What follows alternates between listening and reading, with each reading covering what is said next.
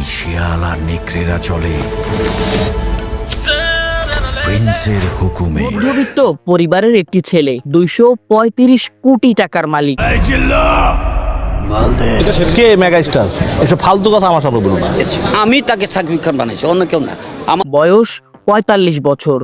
একটি ছবির জন্য নিয়ে থাকেন কোটি টাকা পারিশ্রমিক। শাকিব খানের বাবা আব্দুর রব ছিলেন একজন সরকারি কর্মচারী।